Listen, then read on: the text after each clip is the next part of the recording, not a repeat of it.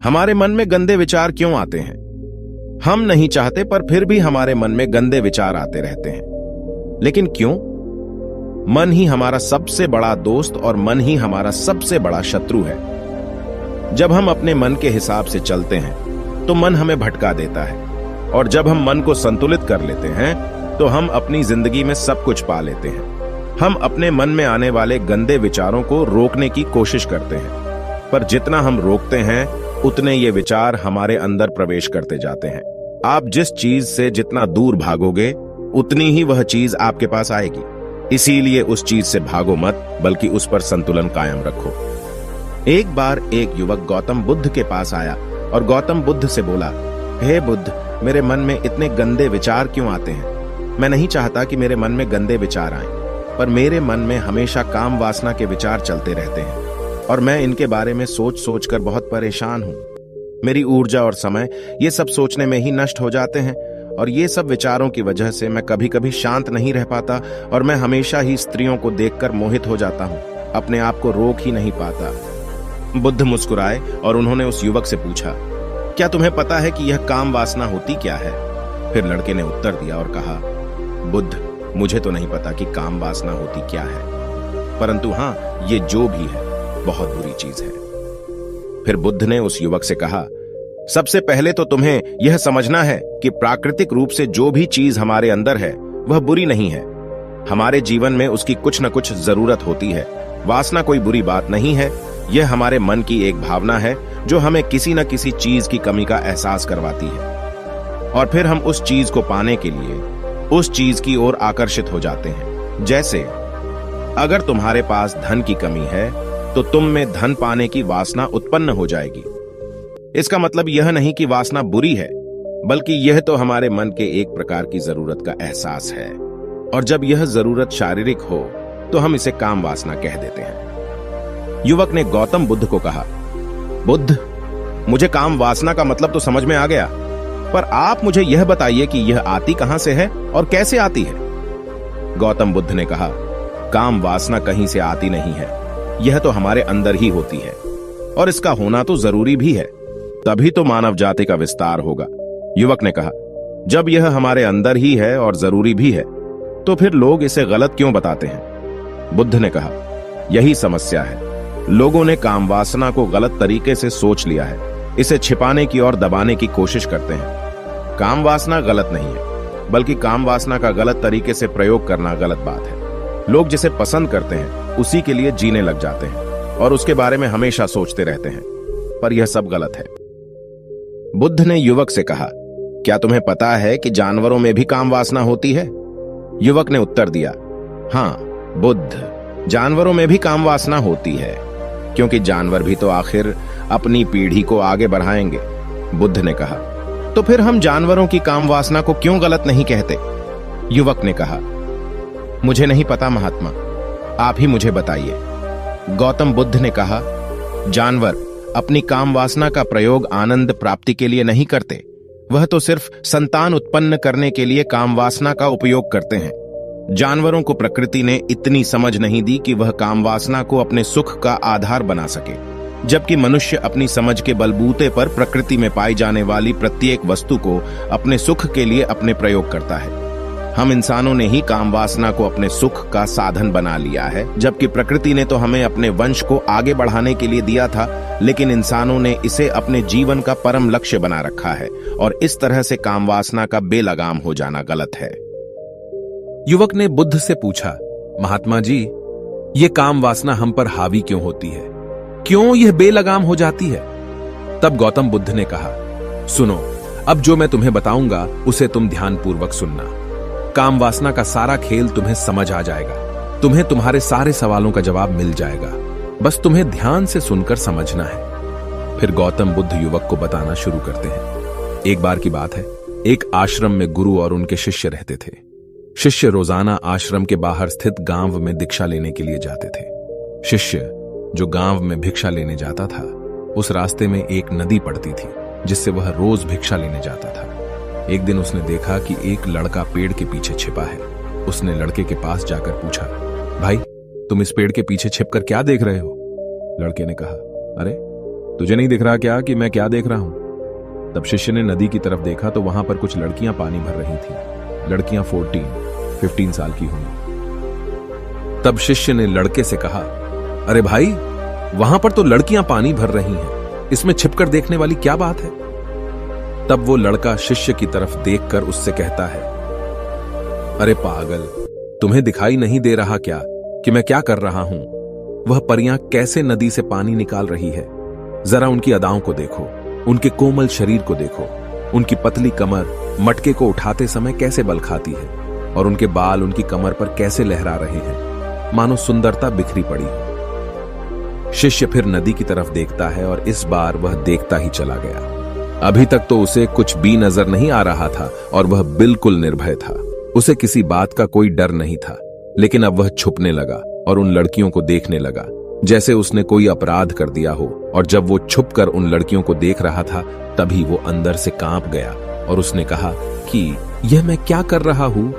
मैं जो भी कर रहा हूं वह सही नहीं है, मुझे यहां से चले जाना चाहिए। और फिर वह जल्दी से वह से चला जाता है। फिर वह आश्रम पहुंच जाता है।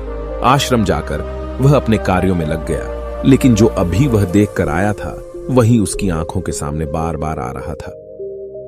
उसके मन में वही दृश्य चल रहा था। उसका मन वही सब कुछ देखने के लिए ललचा रहा था। उसका किसी भी काम में मन नहीं लग रहा था। सुबह होते ही वह रोज भिक्षा के लिए आश्रम से जल्दी निकल जाता और नदी के पास वाले पेड़ के पास जाता जहां वह लड़का पहले से मौजूद रहता था। उसके साथ मिलकर लड़कियों को छुपकर देखता था। अब वह रोज ऐसा करने लग गया। उसका मन अब किसी भी काम में नहीं लगता था। वह हमेशा किसी न किसी प्रकार के विचारों में उलझा रहता था। वह आश्रम के कार्यों को भी ठीक ढंग से नहीं कर पा रहा था। न वह ठीक से सो पाता था और न ठीक से खाना खा पाता था। उसका मन बेचैन सा रहता था। उसका मन बार बार उन लड़कियों के सौंदर्य को देखने के लिए ललचाता था। जब गुरु भिक्षा देते तब भी उसका मन कहीं और विचारों में खोया रहता था। गुरु ने अपने शिष्य की इन हरकतों को देखा। तब एक दिन गुरु ने शिष्य को अपने पास बुलाया और कहा, आज से मैं भी तुम्हारे साथ भिक्षा मांगने चलूंगा। तुम और मैं साथ साथ भिक्षा मांगने चलेंगे। तभी शिष्य ने गुरु को मना करते हुए बोला, नहीं गुरुदेव, आप परेशान क्यों हो रहे हो? मैं अकेले ही ठीक से भिक्षा मांग सकता हूं। गुरु ने शिष्य से कहा, ठीक है, तुम अकेले ही भिक्षा मांगने जाओ। इसके बाद शिष्य भिक्षा मांगने निकल गया। शिष्य के जाने के बाद गुरु भी आश्रम से निकल गए और शिष्य का पीछा करने लगे कि वह कहां जाता है, किससे मिलता है। यह सब देखने के लिए उसके पीछे पीछे चलने लगे। थोड़ी दूर जाने के बाद गुरु ने देखा कि उनका शिष्य एक लड़के के साथ एक पेड़ के पीछे अपराधी की तरह छिपा हुआ है और छिपकर कुछ देख रहा है। गुरु भी अपने शिष्य के पीछे जाकर खड़े हो गए, यह देखने के लिए कि आखिर उनका शिष्य क्या देख रहा है जिसके लिए वह पेड़ के पीछे अपराधियों की तरह छिपा पड़ा है। गुरु ने देखा कि उनका शिष्य पेड़ के पीछे छिपकर लड़कियों को देख रहा है जो नदी से पानी भर रही है। तभी गुरु ने शिष्य से कहा, क्या तुम लड़कियों से भी भिक्षा लोगे? गुरु की आवाज सुनकर शिष्य का मन घबराया और उसके पसीने छूटने लगे। वह थर थर कांप रहा था, जैसे किसी चोर को पकड़ते समय रंगे हाथों पकड़ लिया हो। उसकी हालत खराब हो गई। वह कुछ भी नहीं बोल पा रहा था। वह लड़का जो शिष्य के साथ था वहां से भाग गया, जिससे शिष्य और भी घबरा गया था। उसके मुंह से कुछ टूटे फूटे शब्द ही निकल रहे थे। वह अपने गुरु से भी नजर मिलाने का साहस नहीं कर पा रहा था। गुरु ने शिष्य की ओर देखा और कहा, मेरा शिष्य तो निर्भय है, उसे तो किसी भी चीज का डर नहीं है, लेकिन ये क्या, तुम तो डर के मारे कांप रहे हो। शिष्य ने गुरु से कहा, मुझे माफ कर दो, इसमें मेरा कोई दोष नहीं है। उस लड़के ने मुझे बहका दिया था, लेकिन मैं आपसे वादा करता हूं कि आज के बाद मैं कभी दोबारा ऐसा नहीं करूंगा। मुझे माफ कर दो। गुरुदेव ने कहा कि कोई बात नहीं, पर इस बात का तुम ध्यान रखो कि हम जैसी संगति करते हैं वैसा ही फल हमें प्राप्त होता है। हम जैसे संगति करते हैं उनके विचार हमारे अंदर प्रवेश करते हैं। इसीलिए अच्छी संगति करो ताकि तुम्हारे अंदर अच्छे विचार प्रवेश करें। फिर गुरु और शिष्य आश्रम लौट आए और फिर से आश्रम के कार्यों पर ध्यान देने लगे। उसने उस रास्ते को छोड़ दिया और दूसरे रास्ते से जाने लगा।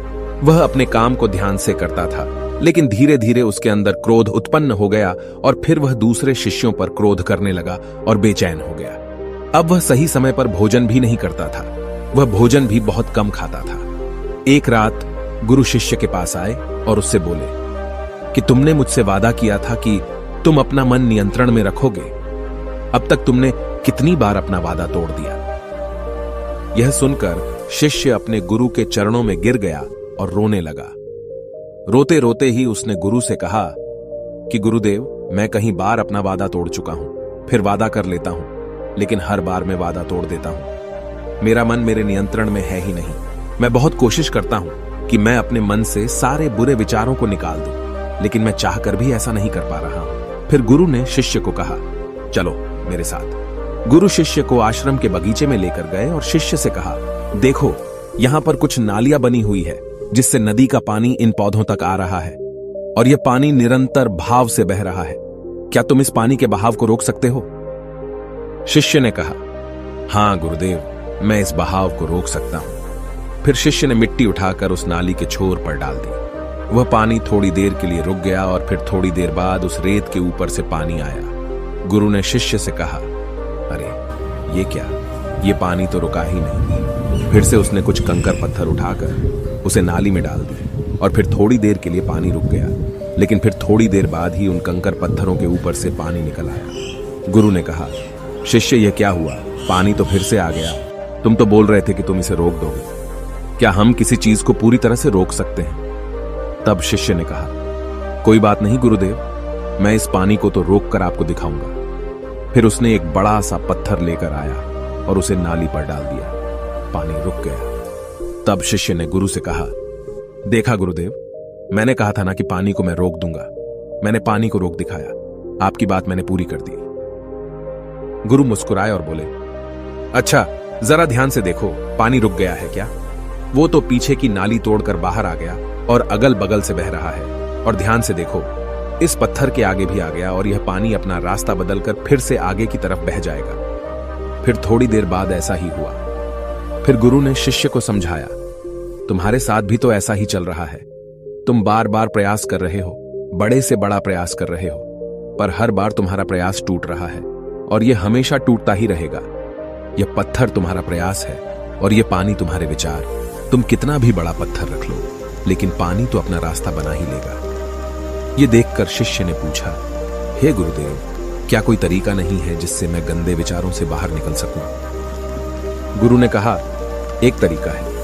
यह पानी जिस नदी से आ रहा है, तुम वहां से इस पानी का रास्ता ही बदल सकते हो। गुरु शिष्य को एक नदी के पास ले गए जहां से उस बगीचे में पानी आ रहा था। गुरु ने शिष्य से कहा, वो पानी इसी नदी से जा रहा है। अगर हम यहीं से उसका रास्ता बंद कर दें जहां से पानी बगीचे में जा रहा है, तो क्या हम पानी को रोक नहीं सकते? शिष्य ने कहा, हाँ गुरुदेव, अवश्य ऐसा हो सकता है। मैं इस पानी को यहीं से बंद कर देता हूं। तब आगे की नाली में पानी जाएगा ही नहीं और फिर बगीचे में पानी ही नहीं जाएगा। फिर गुरु ने कहा, शिष्य अगर पानी बगीचे में नहीं जाएगा तो पेड़ पौधों को पानी कहां से मिलेगा? उन पेड़ पौधों को तो पानी की आवश्यकता है।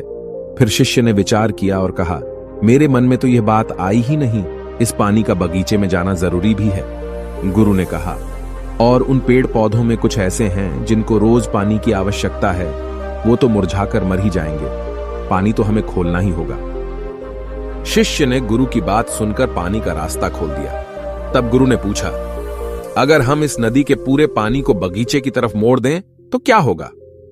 शिष्य ने उत्तर दिया, गुरुदेव, वहां पर जितने भी पेड़ पौधे हैं वो सब गलकर नष्ट हो जाएंगे और वहां पर कुछ नहीं बचेगा। गुरु मुस्कुराए और बोले, तुम इस बात को समझो, हमें किसी भी चीज को रोकना नहीं है, बस हमेशा संतुलन बनाए रखना है। कम पानी से भी पौधे नष्ट होते हैं और ज्यादा पानी से भी पौधे नष्ट होते हैं। हमारा जीवन संतुलन से ही चलता है। गुरु ने शिष्य से कहा, अगर मैं तुम्हें कुछ कहूं कि तुम आम के बारे में मत सोचो, तो तुम्हारे मन में सबसे पहले किसका चित्र आएगा? शिष्य ने बोला, गुरुदेव, मेरे मन में तो पहला चित्र आम का ही आएगा। गुरु ने कहा, जब हम गंदे विचारों को जबरदस्ती रोकने का प्रयास करते हैं तो वे और भी मजबूती से हमारे अंदर प्रवेश करते हैं। इसीलिए हमें उन्हें कभी भी दबाने की कोशिश नहीं करनी चाहिए। फिर गुरु ने शिष्य को कहा, हमारे गंदे विचार बुरे लोगों की संगति करने की वजह से भी आते हैं। कभी कभी कामुकता हमारे अंदर होती नहीं है, लेकिन कुछ अश्लील लोगों के साथ रहने की वजह से ये हमारे अंदर हावी हो जाती है। फिर शिष्य ने कहा, गुरुदेव, आप सही कह रहे हैं, मैं अपने मार्ग से भटक गया था। फिर वह शिष्य उस रात बहुत ही चैन की नींद सोया। सुबह अपने कार्यों को पूरे मन से किया और फिर सुबह वह भिक्षा लेने के लिए उसी रास्ते से गया जहां वह लड़का आज भी पेड़ के पीछे छुपकर उन लड़कियों को देख रहा था। वह शिष्य उसे नदी पर गया जहां वह लड़कियां पानी भर रही थीं। उसने उन लड़कियों से पानी मांगा और उन लड़कियों में से एक लड़की ने उसे पानी पिलाया और उसे शिष्य के चरण छुए। शिष्य ने उसे आशीर्वाद दिया कि तुम्हारा कल्याण हो, जिससे कि मानसिकता सकारात्मक ऊर्जा से भर जाए। उसके चेहरे पर मुस्कान आ गई थी, जैसे कि उसे कुछ खोया हुआ वापस मिल गया हो। वह वापस अपने रास्ते से जाने लगा। तभी पीछे से वह लड़का आ गया जो पेड़ के पीछे छुपा हुआ था। वह शिष्य के पास आया और बोला, क्या बात है, आज तो तुमने नजदीक से दर्शन कर लिए, तुम तो मुझसे भी आगे निकले। तब शिष्य ने कहा, हम हमेशा दूसरों के दर्शन करने में ही व्यस्त रहते हैं, अपने दर्शन कर ही नहीं पाते। तुम कब तक इस पेड़ के पीछे छुपाते रहोगे? किसी को पसंद कर लो, उसे बोल दो। अगर वो भी तुम्हें पसंद करती है तो शादी कर लो और उससे पहले तुम कुछ बन जाओ। अपने आप को पहचान लो, ऐसे अपना समय बर्बाद मत करो। फिर वह लड़का रोज उस शिष्य से मिलने लगा और उसने लड़के को नदी पर न जाने के लिए प्रेरित किया। और फिर वह लड़का अपने जीवन में कुछ बनने के लिए संघर्ष करने लगा। तो तुमने देखा कि संगति का असर क्या होता है। अपनी संगति बदलो, अपने विचार बदलो। गुरु ने शिष्य से पूछा, क्या तुम्हें अपने सभी सवालों का उत्तर मिल गया? तब शिष्य ने कहा, हाँ महात्मा जी, आपका धन्यवाद। तब गुरु ने शिष्य से कहा कि जब तुम्हारे मन में गंदे विचार आए तब तुम अपने आप को दोषी मत मानो। यह शरीर है और यह सब इसने हजारों वर्षों से सीखा है। एक केवल तुम्हारे सोच लेने से या शपथ लेने से यह टूटने वाला है नहीं, लेकिन तुम्हारे पास वो शक्ति है, वो ऊर्जा है जिसका तुम्हें संतुलन उपयोग करना है। तुम एक जीवित ऊर्जा हो जो कुछ भी अनुभव करने के लिए स्वतंत्र है। इसीलिए तुम अपने आप को पहचानो। इस कहानी से हमें यह सीख मिलती है कि हमारे विचारों का महत्व कितना अधिक होता है। हमारे विचार ही हमारे भविष्य की दिशा को निर्धारित करते हैं। हमें सकारात्मक विचारों को अपने मन में पूरी शक्ति के साथ अपनाना चाहिए ताकि हम सही दिशा में आगे बढ़ सकें। कहानी के बारे में अपने विचार आप हमें नीचे कमेंट बॉक्स में कमेंट करके बता सकते हैं। जाने से पहले वीडियो को लाइक करें और चैनल को सब्सक्राइब जरूर करें। नमो बुद्धाय।